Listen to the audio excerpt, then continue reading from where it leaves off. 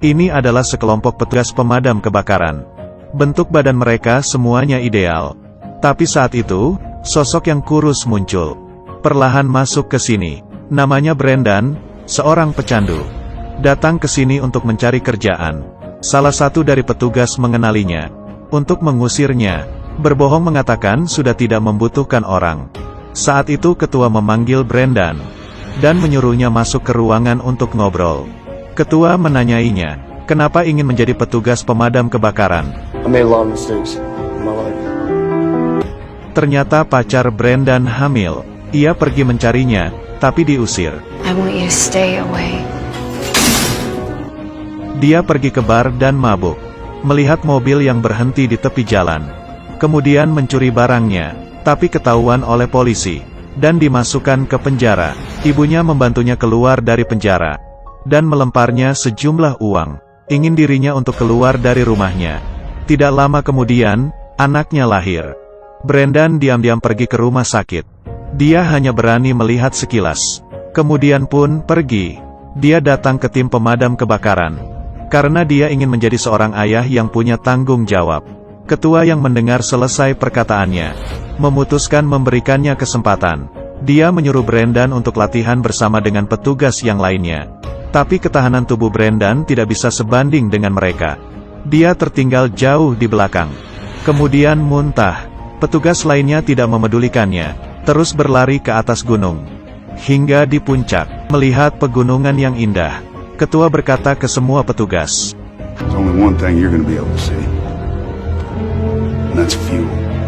semua petugas pun turun ke bawah. Di perjalanan bertemu dengan Brendan. Dia baru berlari setengah perjalanan. Mereka juga tetap tidak memedulikannya. Masih lanjut berlari ke bawah. Beberapa jam kemudian, semua orang merasa dia tidak akan kembali lagi. Dan bersiap untuk pulang kerja. Tiba-tiba Brendan muncul. Dia masih tetap berusaha untuk berlari. Seperti sebentar lagi akan pingsan. Tapi akhirnya dia sampai juga. Ketua tertawa dan setuju untuk mempertahankan Brendan. Wakil ketua memberinya sebotol air. Dan berkata kepadanya, pergilah membeli obat pereda sakit.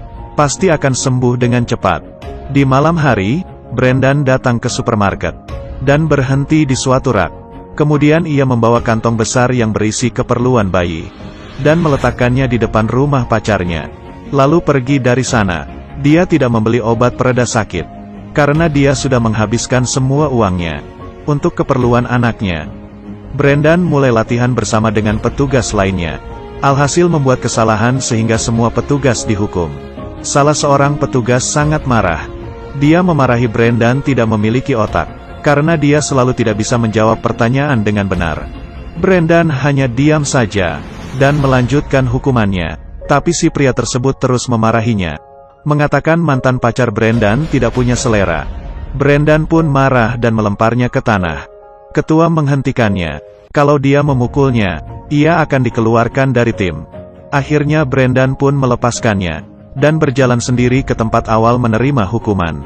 Petugas lainnya berkata ke si pria tersebut, tiap kali selesai menjalankan misi, Brendan akan selalu membawa barang untuk anaknya.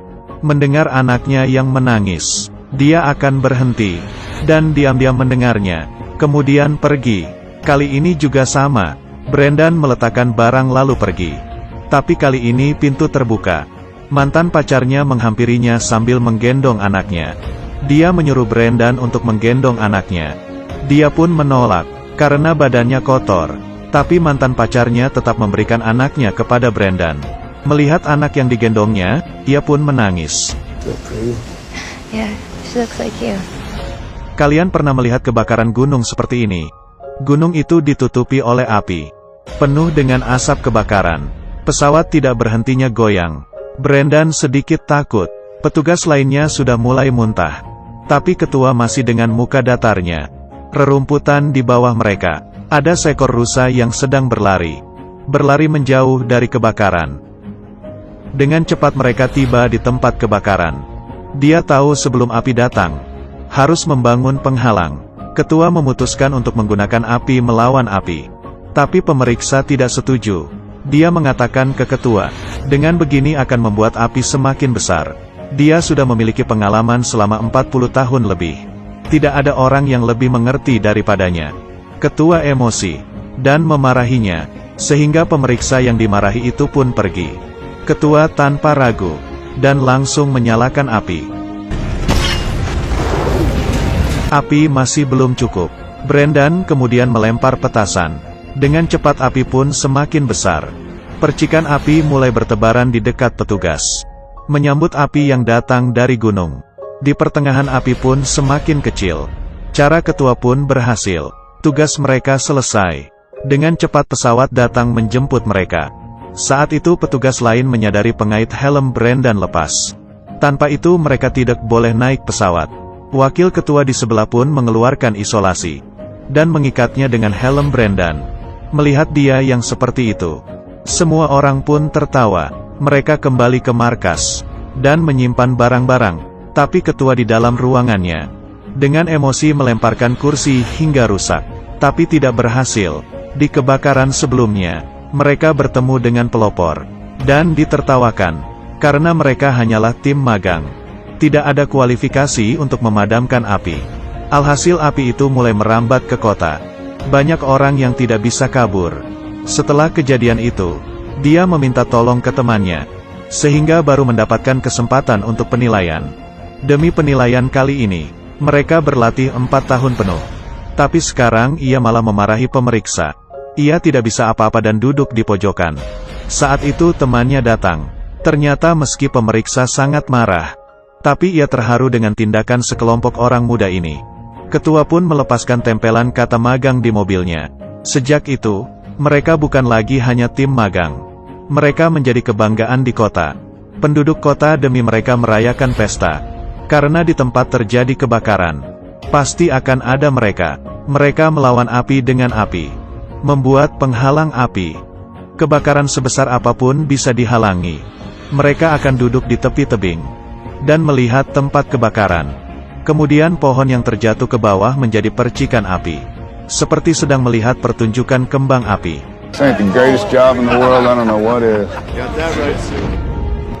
Hari ini Brendan membawa sekeluarganya untuk piknik.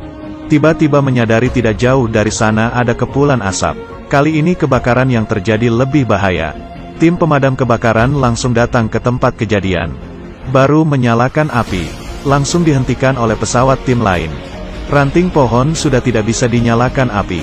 Ketua hanya menyuruh mereka untuk mundur dan meninggalkan Brendan di tempat yang tinggi untuk memerhatikan. Tapi tidak lama kemudian angin berubah arah. Api mengarah ke tempat Brendan. Dia hanya bisa kabur, tapi api kali ini semakin besar. Brendan terkurung di lingkaran api. Dia berusaha untuk kabur. Di depannya juga banyak titik api. Kepulan asap membuatnya untuk susah bernapas. Matanya sama sekali tidak bisa dibuka. Saat itu sebuah mobil muncul di depannya. Tim penolong akhirnya sampai. Brendan berhasil kabur. Tapi di sisi lain, tim pemadam kebakaran menghadapi tantangan yang lebih susah. Mereka berpikir untuk mundur hingga ke peternakan.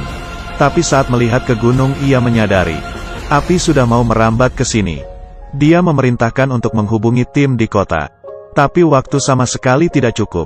Api sudah mengelilingi mereka. Saat itu tiba-tiba ketua menyadari, pesawat air alkohol sedang berada di atas mereka. Dia berteriak minta tolong, tapi asap menghalangi pandangan pesawat. Sama sekali tidak menyadari keberadaan mereka. Mereka hanya bisa menolongi diri sendiri. Ketua menyuruh mereka untuk membuat lapisan anti-api. Mereka meletakkan muka di tanah yang dingin. Hanya dengan bisa bernapas, berarti mereka memiliki kesempatan untuk hidup.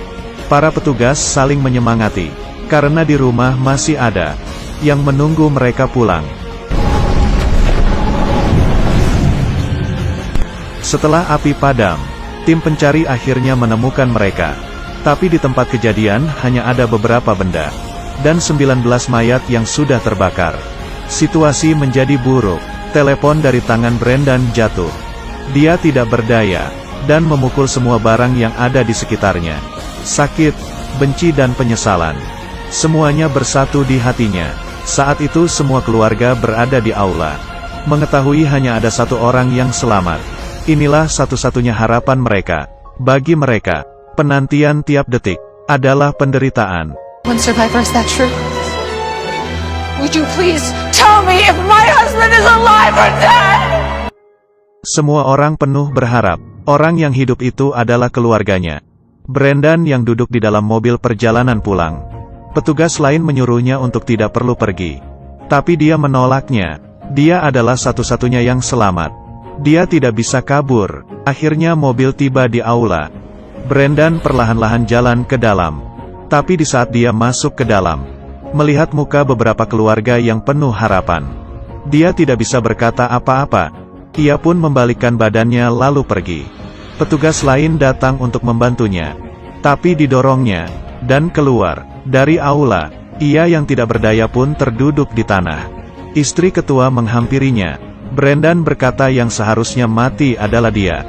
Karena orang lain lebih baik dibandingkannya. Dia menangis seperti anak kecil. Tak disangka istrinya ketua berkata ke Brendan, I'm glad that you're alive, Brendan. Film Only the Brave diadaptasi dari insiden kebakaran hutan Amerika di tahun 2013. 19 orang petugas yang berasal dari tim Granite Mountain Hotshots. Semuanya mati. Rata-rata umur mereka hanyalah 27 tahun. Yang paling muda baru berumur 21 tahun. Mereka menjadi pahlawan yang sesungguhnya. Yang nyawa sebagai tanggungannya. Dan Brendan yang satu-satunya selamat. Juga tidak kabur dari peristiwa tersebut. Dan menderita depresi berat. Tidak ada pahlawan yang dari lahir. Ini hanyalah sekelompok anak yang mengganti bajunya dengan seragam. Aku adalah ketua penjelajah, ikuti aku terus ya. Jangan sampai ketinggal film bagus.